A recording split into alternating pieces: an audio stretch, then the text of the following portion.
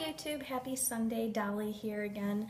I apologize for not getting a video up last weekend. I had done one on Sunday and I didn't like the way that it looked, so I scratched that, and I'm going to try to stick to one a week, but the crazier it gets during the holiday season, I may be changing to one every 2 weeks. I don't know. I work for a nonprofit organization here in town, and the holiday season, it just gets insane, and by the time the weekend comes around, I'm just exhausted. And I know it doesn't take much effort to record a video, but I try to put some thought into what I'm going to talk about, so we'll see how it goes. Hopefully next Sunday I can do another video, we'll see, but yeah, I don't want you guys to go anywhere. So really quick shout outs to N. Copeland, Paula, and LAPL Resolve. Thank you guys for subscribing to my channel. It really means a lot to me that you're following me on this journey, so I appreciate that.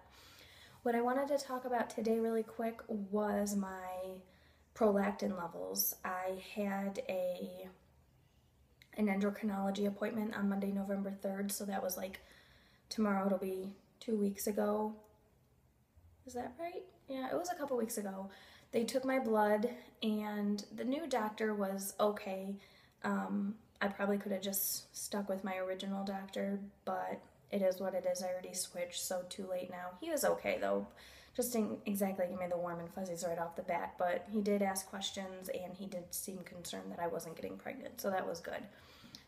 Back in August, when I had gotten my blood levels checked, they were at 70 or 76, and I hadn't been taking my medicine for about 10 months, 11 months, so that's why they were high. And then I started taking the medicine, and obviously it's working.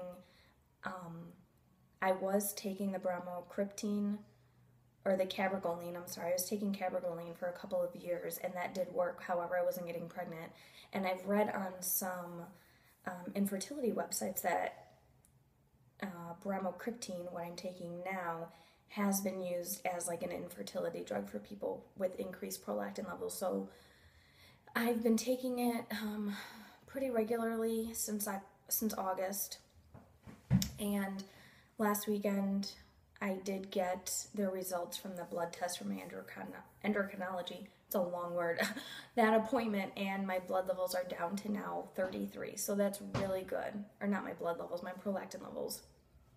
So I kind of pushed us back behind schedule for Steve and I as far as getting pregnant is concerned, and it kind of dawned on me that I had done that, and I felt really bad, and I apologized to him for it. And you know, he said it is what it is, and you're taking your pills now, so that's what we need to concentrate on. So I just felt kind of defeated in that. I guess I never looked at it from that point of view before, but so my levels are at a 33 right now. They need to be below a 20, like around a 15, maybe even less than that. So the doctor bumped up my how many I need to take. I was taking half a pill each night, and now he's instructed me to take a whole pill each night, which I'm trying to stay on top of.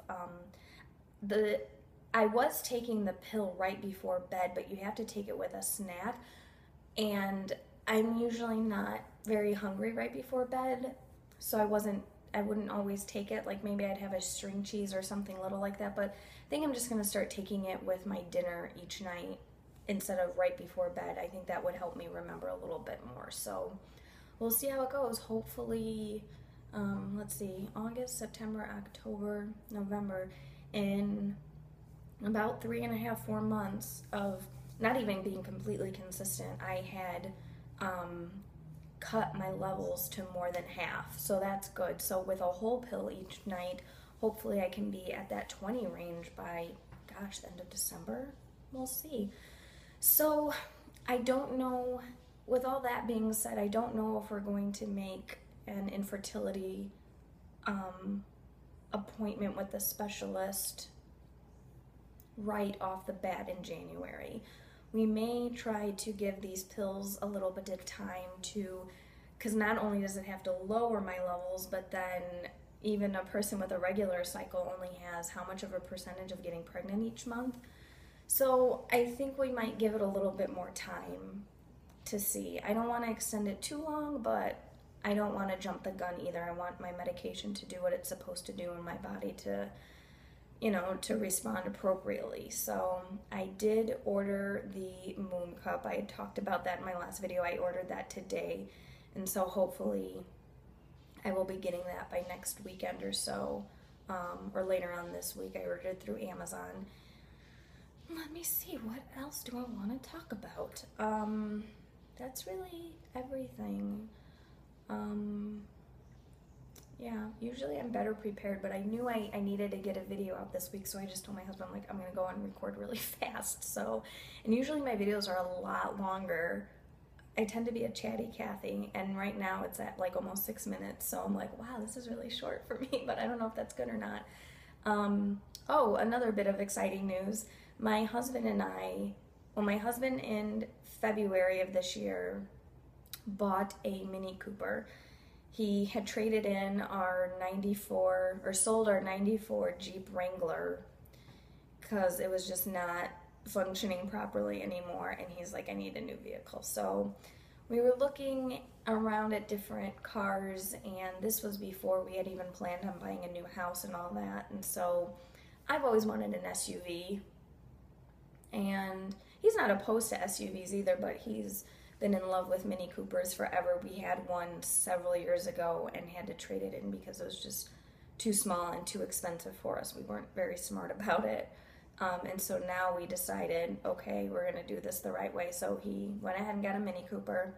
I was driving our 4-door sedan, our Chevy Cobalt, which is a fine car. And he's got a bad knee. And a Mini Cooper is a stick shift. So he had it for a couple of months, and we were driving up to Janesville one day, and he told me, he's like, I've got to tell you something. I was like, what? He's like, the car's hurting my knee. I go, how long has it been hurting? He's like, pretty much since we bought it. And I felt so bad, but at the same time, I was almost mad at him. I'm like, you can't drive a vehicle that is hurting you. Like, that just doesn't make any sense. So we swapped cars. He took the Chevy Cobalt, and then I started driving the Mini Cooper. He taught me how to drive stick when we had our first Mini Cooper, and that was about, 6 years ago, 7 years ago, probably even longer than that. So I was driving it, and I like the car. It's fun to drive, but on the occasion that we did have a third person with us, it was pretty tight in the back seat. And most of the time it's just my husband and I, but once in a while we do have a third person, or we'll have my niece and my nephew who are both in car seats, and so we would have to take the 4-door Chevy Cobalt, which was an older car and had more miles. The Mini Cooper was our newer car that we were supposed to be taking more or less on trips and stuff like that. So finally, with the cold weather and the snow coming, I told my husband, I was like, I'm sorry, I just can't drive this anymore. And I could have kept driving it. I mean, I could, but I was like, I want a bigger vehicle. We got this new house, and we want to start doing small renovations here and there, and we wanted something to tow furniture and things like that, lumber, wood. And so we went car shopping last week, and we got an Equinox, and I love it. I love it, love it, love it. It's so awesome, and it's not huge by any means, but it's a good size car. It's on the smaller side of SUVs, but it's not as small as, say, like the Honda CR-V. I think the Honda CR-Vs actually are a little bit bigger now. But anyways, I was pretty concerned about if we did get pregnant on this new pill regimen, what are we going to do as far as vehicles are concerned? And so now that's kind of put my mind at ease a little bit, and I'm happy about that. And I wanted it for more space for a car seat in the back, even though I probably wouldn't admit that to my husband, and he wanted it for the towing capacity and the cargo space all the way in the back. So we both got what we wanted, and we're very happy with it. It was sad to see the Mini Cooper go, but I think it was about time. So, and it turned out perfect because it has been snowing the last couple of days, and drives like a dream. We did our research. We're really happy with it, so I'm happy about that.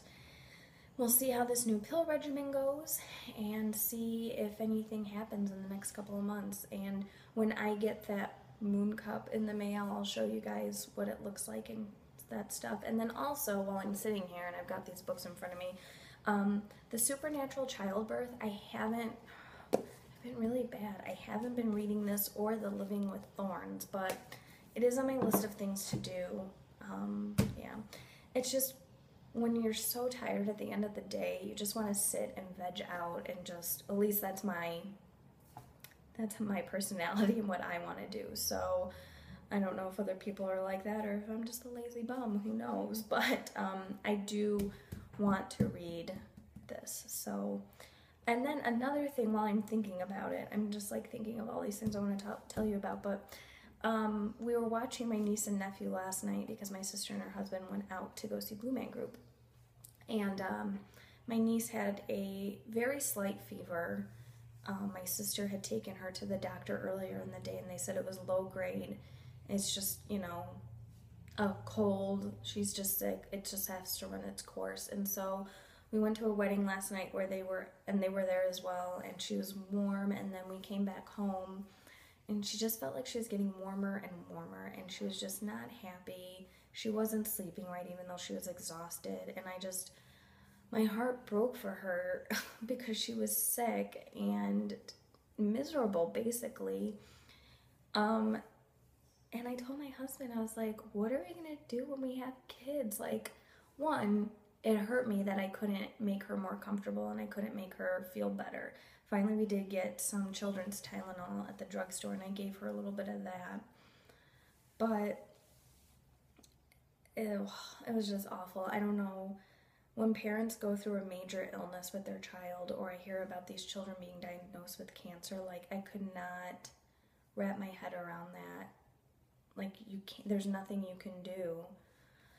It's awful. And then two, I have a slight, I don't want to call it a phobia, but I get very anxious around sick people, around sickness in general. I don't want to be sick. I don't like being sick.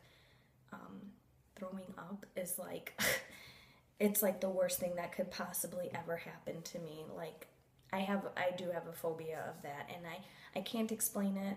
It stems back, I could explain it. It's a long story, but we're not going to go there anyways. But I just have an anxiety when it comes to that kind of stuff. And I was there for her last night, my niece. I was comforting her and soothing her and trying to make her feel better.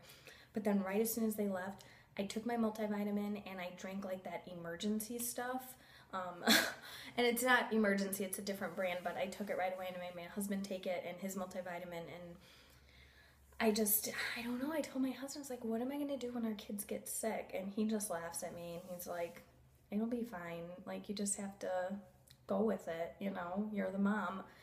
And I feel so bad. I'm like, am I going to be, you know, an uncaring mother or an uncomforting mother? It freaks me out to no end. When my sister lived with us when she was a kid, and when she would get sick, like with the stomach flu, I would be in her doorway, you know, looking in on her while she was on her bed, you know, getting sick into a bowl. And I'd be like, are you okay? Are you okay? And she'd want me to soothe her and comfort her and, you know, rub her head and make her feel better.